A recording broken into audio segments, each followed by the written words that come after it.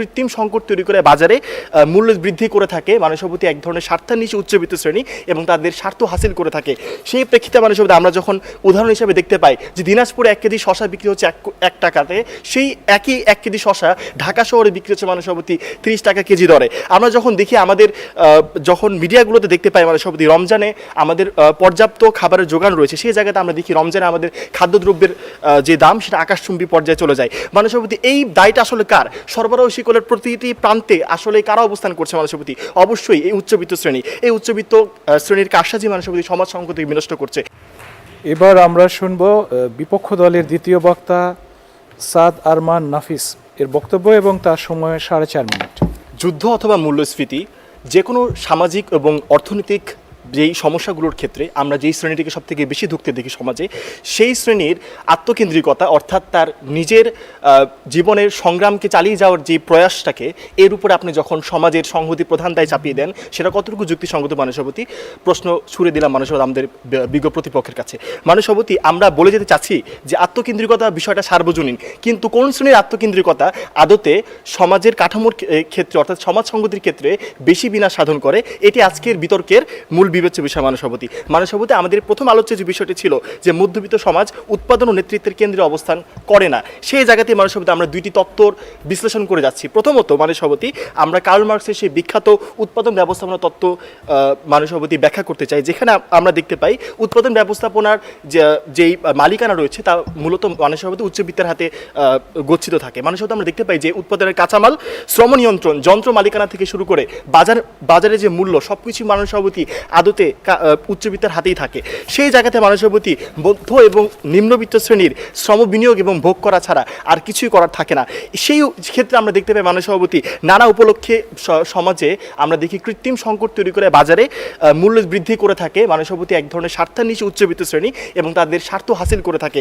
সেই প্রেক্ষিতে মানবসম্পত্তি আমরা যখন উদাহরণ হিসেবে দেখতে পাই যে দিনাজপুরে 1 কেজি শশা বিক্রি হচ্ছে 1 টাকাতে, সেই একই 1 কেজি শশা ঢাকা শহরে বিক্রি হচ্ছে মানবসম্পত্তি 30 টাকা কেজি দরে। আমরা যখন দেখি আমাদের যখন মিডিয়াগুলোতে দেখতে পাই মানবসম্পত্তি রমজানে আমাদের পর্যাপ্ত খাবারের যোগান রয়েছে, সেই জায়গাতে আমরা দেখি রমজানে আমাদের খাদ্যদ্রব্যের যে দাম সেটা আকাশচুম্বী পর্যায়ে চলে যায়। মানবসম্পত্তি এই দায়টা আসলে কার? সরবরাহ শিকলের প্রতিটি প্রান্তে আসলে কারা অবস্থান করছে মানবসম্পত্তি? অবশ্যই এই উচ্চবিত্ত শ্রেণী। এই উচ্চবিত্ত শ্রেণীর কারসাজি মানবসম্পত্তি সমাজ সংহতি বিনষ্ট করছে। আমরা এখানে আরেকটি তত্ত্বকে বিশ্লেষণ করে যেতে পারি, যেটি হচ্ছে আয়রন ট্রায়াঙ্গেল অথবা লৌহ ত্রিভুজ তত্ত্ব। সেই তত্ত্ব অনুসারে মানবসম্পত্তি আমরা দেখতে পাই যে আইন প্রণয়নের ক্ষেত্রে, নীতি প্রণয়নের ক্ষেত্রে মূলত 3টি গোষ্ঠী সবথেকে বেশি ভূমিকা রাখে, যার প্রথমটি হচ্ছে আইন প্রণয়নকারী গোষ্ঠী, দ্বিতীয়টি হচ্ছে চাপ সৃষ্টিকারী গোষ্ঠী এবং তৃতীয়টি হচ্ছে কি আমলাতন্ত্রের সদস্যবৃন্দ। এবং এই 3টি শ্রেণীতেই আমরা দেখতে পারি উচ্চবিত্ত শ্রেণীর আধিক্য রয়েছে। সে আমরা যদি মানবসম্পত্তি লক্ষ্য করুন, মানবসম্পত্তি আমাদের সুসাধনজন নাগরিক অর্থাৎ সুজনের তথ্য অনুসারে, নির্বাচন হলফনামা অনুসারে বাংলাদেশের যেই আইন প্রণয়নকারী গোষ্ঠী রয়েছে তার 90% আইন প্রণেতাই মানবসম্পত্তি কোটিপতি। আবার যদি আমরা দেখি চাপ সৃষ্টিকারী যে গোষ্ঠী রয়েছে তার মধ্যে অধিকাংশ ক্ষেত্রে আধিপত্য বিস্তার করছে এই উচ্চবিত্ত শ্রেণী। সেই জায়গায় মানবসম্পত্তি যে উচ্চবিত্ত শ্রেণীর সবথেকে বড় দায় রয়েছে, সবথেকে ক্ষমতা কাঠামোর সবথেকে শক্তিশালী অবস্থানে থাকার কারণে যে উচ্চবিত্ত শ্রেণীর ঐক্য প্রতিষ্ঠার জন্য সবথেকে জোরালো ভূমিকা রাখার সুযোগ রয়েছে, সেই উচ্চবিত্ত শ্রেণী যখন তাদের ক্ষমতা এবং অবস্থানকে ব্যবহার করে সমাজকে যখন ক্ষতিগ্রস্ত করে, সেই জায়গায় আমরা বলতে চাই সেই উচ্চবিত্ত শ্রেণীর আত্মকেন্দ্রিকতায় মূলত সমাজ সংহতিকে বিনষ্ট করছে। মানবসম্পত্তি আমরা দেখিয়ে যেতে চাই যে সংখ্যায় কম হইলেও সেই উচ্চবিত্ত শ্রেণী আধিপত্য এবং ক্ষমতা বিস্তারের ক্ষেত্রে অধিকতর প্রভাবশালী।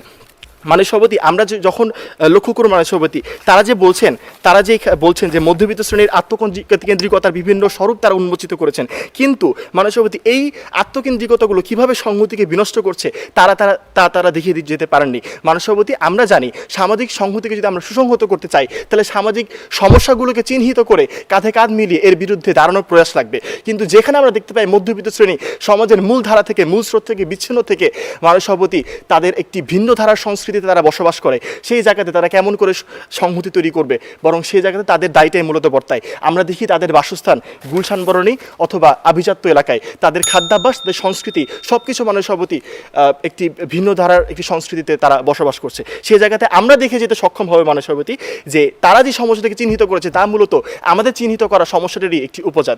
সেই জায়গাতে আমরা বলতে পারি উচ্চবিত্ত শ্রেণীর আত্মকেন্দ্রিকতাই, আত্মমগ্নতাই সমাজ সংহতির প্রধান অন্তরায়। ধন্যবাদ মানুষ, ধন্যবাদ সবাই। এবার